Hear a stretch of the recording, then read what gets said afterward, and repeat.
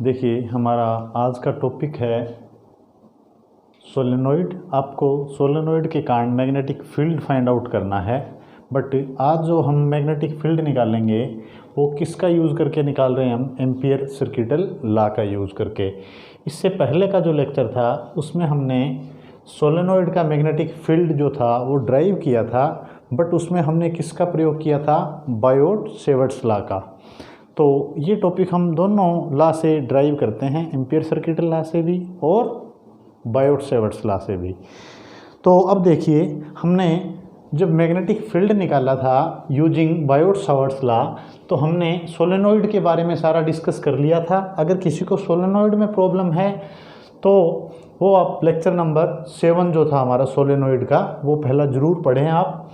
उसमें हमने इसका टॉप व्यू, सोलेनोइड का बाहर से व्यू किस प्रकार दिखता है, outside the solenoid magnetic field जो जीरो होता है वो किस प्रकार होता है, सोलेनोइड के अंदर जो मैग्नेटिक फील्ड है वो यूनिफॉर्म है, ये सारी चीज़ें बेटा लेक्चर नंबर 7 के अंदर हमने डिस्कस की थी।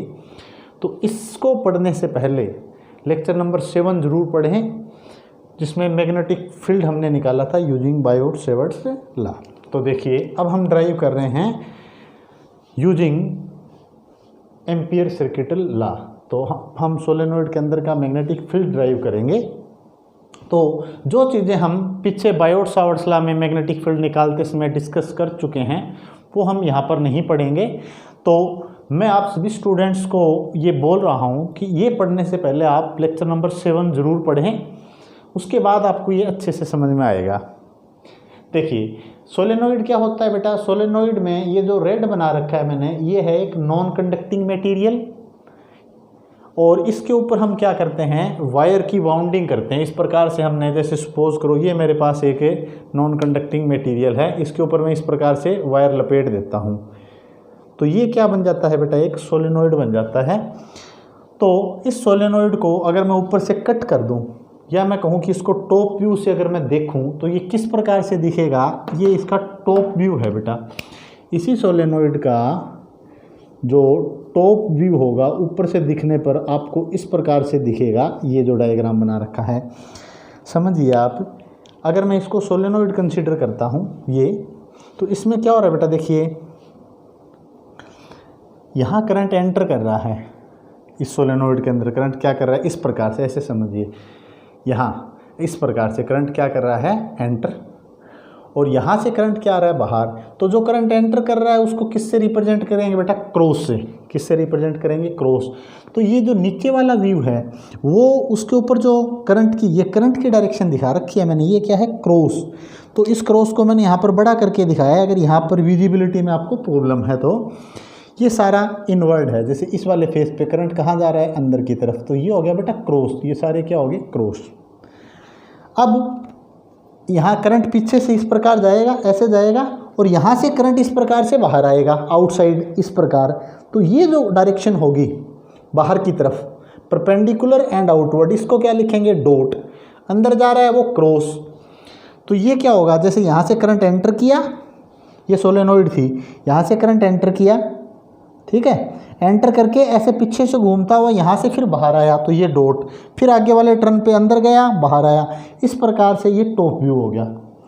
अब यहाँ पर हमने ये पढ़ लिया था कि outside the solenoid magnetic field की वैल्यू क्या होती है? 0, और जो इसके अंदर का मैग्नेटिक फील्ड होता है वो क्या होता है? यूनिफॉर्म मैग्नेटिक फील्ड होता है। तो आपको मैग्नेटिक फील्ड निकालना है किसका यूज़ करके? एम्पियर सर्किटल लॉ का। तो एम्पियर सर्किटल लॉ किस पर अप्लाई होता है बेटा? इसके लिए हमें सबसे पहले क्या कंसीडर करनी पड़ती है? एम्पियर सर्किटल लॉ के लिए हमें एक लूप कंसीडर करनी पड़ती है। तो यहाँ पर हमने एक एम्पियर लूप ली, जिसका नाम हमने रख दिया PQRS। अब ये बात आती है कि हमने ये जो एम्पियर लूप ली वो इस प्रकार की स्क्वायर या रेक्टेंगल ही क्यों ली? बेटा, आप इस एम्पियर लूप को सर्कल भी ले सकते हो, बट वहाँ पर जो आपकी कैलकुलेशन है वो काफ़ी कॉम्प्लेक्स हो जाएंगी, मुश्किल को कैलकुलेशन हो जाएंगी। इसीलिए हम इसको क्या कंसीडर कर रहे हैं? रेक्टेंगल या स्क्वायर टाइप की लूप कंसीडर कर रहे हैं। तो हम अप्लाई करते हैं। मान लिया PQRS जो एक एम्पियर लूप है, तो एम्पियर लूप के लिए जो हम बायोट सावर्ट्स लॉ की स्टेटमेंट क्या है, line integral of magnetic field B dot D L is equal to mu naught time current inside the closed loop. ये आपकी लूप है, इसके अंदर आपको करंट देखना है नेट कितना है। तो क्या हो जाएगा, अब देखिए ये जो क्लोज लूप है इसके मैंने 4 हिस्से कर दिए। 4 कौन कौन से, B dot D L for P Q, for Q R, R S, S P. तो मैंने इस वाले पोर्शन के टोटल कितने पोर्शन कर दिए बेटा, इसके 4, पी से क्यू के लिए, क्यू से आर, आर से एस, एस से पी, ये हो गया। इसको मैंने इस प्रकार लिख दिया, ये इस वाले को, ठीक है, is equal to mu naught into I inside. अब पी से क्यू, ये सोलेनोइड के बाहर का हिस्सा है। हमने पढ़ा था सोलेनोइड के बाहर मैग्नेटिक फील्ड जब निकालते थे, लेक्चर नंबर 7 पढ़े बेटा, यूजिंग बायोट सावर्ट्स लॉ, जो मैग्नेटिक फील्ड निकाला था। वहाँ पर हमने देखा था कि आउटसाइड द सोलेनोइड जो मैग्नेटिक फील्ड की डायरेक्शन होती है, नेट मैग्नेटिक फील्ड क्या आ जाता है, वहाँ पर हमने ऐसे ड्राइव किया था, वो आ जाता है बेटा 0। क्या आ जाता है, 0। तो net magnetic field outside the solenoid क्या है, 0। तो यहाँ पर P से क्यू, ये वाला रीजन जो है इसको सोल्व करेंगे P से क्यू के लिए, तो ये आउटसाइड द सोलेनोइड है। तो जब B 0 हो गया तो ये सारा फैक्टर क्या हो जाएगा, 0। समझ में आया, जब B 0 है तो ये फैक्टर क्या हो गया, 0। फिर Q से R गए, Q से R जब गए तो जो DL है वो DL क्या होगा बेटा, लूप की डायरेक्शन में ही हम लेते हैं, पीछे के टॉपिक में हमने लिया था। तो यहाँ पर मैं क्या मान लेता हूँ, DL मैग्नेटिक फील्ड की जो वैल्यू है वो अलोंग द एक्सिस होगी, चाहे वो नेट मैग्नेटिक फील्ड जो है वो एक्सिस के अलोंग होगा इस केस में, इस प्रकार से, चाहे यहाँ हो या इस तरफ हो, अलोंग द एक्सिस होगा। पैरेलल करवाया था हमने आपको ये। तो अगर यहाँ देखूँ तो DL और B के अंदर, चाहे इधर हुआ चाहे इधर हुआ, तो जो B और DL के बीच का एंगल है वो कितना हो जाएगा, 90 डिग्री। तो दूसरा पोर्शन इसको ओपन करेंगे, क्या बनेगा, BDL cos theta, BDL cos theta. इसको ओपन करेंगे तो क्या बनेगा बेटा, ये वाला पोर्शन, ये बनेगा BDL कोस थीटा, और कोस 90 कितना हो जाएगा, कोस 90 इज इक्वल टू 0। तो ये फैक्टर क्या आ जाएगा, ये भी 0, ये भी 0 हो गया।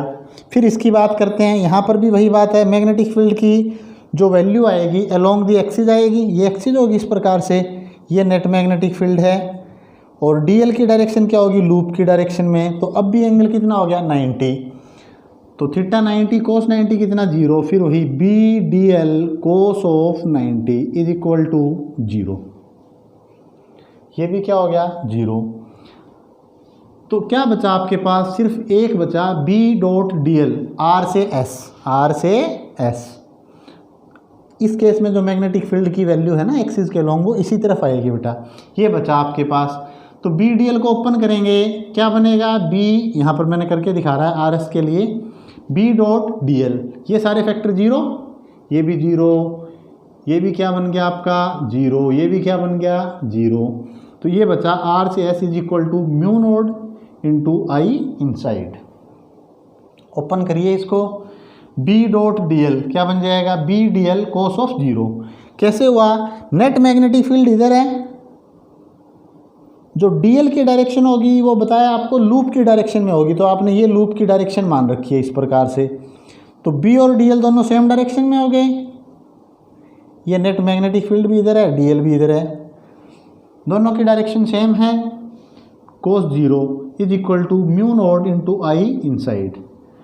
अब देखिए, बार बार फिर मैं वही यूज़ कर रहा हूँ, 7th लेक्चर में जब आपने बायोट सावर्ट्स लॉ का प्रयोग करके मैग्नेटिक फील्ड निकाला था सोलेनोइड का, तो हमने देखा था सोलेनोइड के जो अंदर मैग्नेटिक फील्ड आया था वो क्या आया था, कांस्टेंट, उसकी वैल्यू कांस्टेंट थी। तो जब B कांस्टेंट है तो उसको मैं बाहर लिख सकता हूँ, integration of DL is equal to mu naught into I inside, जो सोलेनोइड के अंदर का करंट है। अब भी स्मॉल पोर्शन की लेंथ DL थी, अगर इस पूरी लूप की यहाँ से लेकर यहाँ तक की लेंथ को मैं L मान लूँ, क्या मान लूँ, L, यहाँ से लेकर यहाँ तक, तो क्या आ जाएगा, B इंटू ये DL क्या हो जाएगा, L, mu naught into I inside, net current inside the loop. अब ये टर्म हमने यूज़ करी थी भी इसके ऊपर कितने टर्न आपने लपेट रखे हैं। तो टर्न दो चीज़ों पर डिपेंड करते हैं बेटा, इसकी लंबाई पर भी जितनी ज़्यादा लेंथ होगी, और दूसरा टोटल नंबर ऑफ टर्न के ऊपर। जैसे ये है, इस पर तार लपेट रहा हूँ मैं 1 2, तो टोटल नंबर ऑफ टर्न, और दूसरा किस पर डिपेंड करेगा, इसकी लेंथ पर। तो स्मॉल एन क्या हो गया, total number of turn per unit length. Total number of turn को कैपिटल एन लिखा। अब आपको देखना है इस पोर्शन के अंदर कितने टर्न थे, क्योंकि एक टर्न में से जो करंट है वो कितना है, आई। करंट इन 1 टर्न, एक टर्न में से करंट कितना जा रहा है, आई। तो टोटल करंट जो होगा वो किस पर डिपेंड करेगा, जो इसकी मैं बात कर रहा हूँ आई इनसाइड, वो क्या होगा, अपन ये कहेंगे total number of turn. Total number of turn, जैसे यूँ समझिए, एक टर्न था तो करंट कितना गया, आई। 2 है तो आई, फिर आई, 2i, 3 है तो 3i। तो नंबर ऑफ टर्न को आई से मल्टीप्लाई कर दोगे, वो नेट करंट आ जाएगा। टोटल नंबर ऑफ टर्न को किससे मल्टीप्लाई कर देंगे, आई से। अब टोटल नंबर ऑफ टर्न कितने थे, ये रहे, यहाँ से निकालूंगा total number of turn, n into L multiplied by I. ऐसे मैंने यहाँ निकाल के बिठा रखा है। नेट करंट इनसाइड दी सोलेनोइड क्या होगा बेटा, भी जितने इस पे टर्न हैं, सपोज करो यहाँ पर 2 टर्न है, तो एक में करंट आई गया, 2 में 2i, तो total number of turn nl है, तो nl इंटू आई। तो कितना आ गया, आई इनसाइड, ये तो म्यू नोड था, आई इनसाइड आया nl इंटू आई, ये आई इनसाइड की वैल्यू आ गई। एल ने एल को मार दिया, नेट मैग्नेटिक फील्ड कितना आया, म्यू नोड n इंटू आई। अगर यहाँ पर यह number of turn per unit length, अगर आप यहाँ पर ये वैल्यू रख दो, स्मॉल एन किसके इक्वल है बेटा, कैपिटल एन अपॉन एल, तो मैग्नेटिक फील्ड की वैल्यू कितनी आ जाएगी, B is equal to mu naught N upon L into I. ये आ गया magnetic field due to solenoid. तो यही जो वैल्यू है हमने किसका यूज़ करके निकाली थी, यूजिंग बायोट-सेवर्ट्स लॉ। और यही वैल्यू जो है हमारी किसका यूज़ करके आ गई बेटा, यूजिंग एम्पियर सर्किटल लॉ। तो इसको पॉज करके आप टॉपिक को नोट कीजिए। नेक्स्ट टॉपिक देखते हैं अब हम।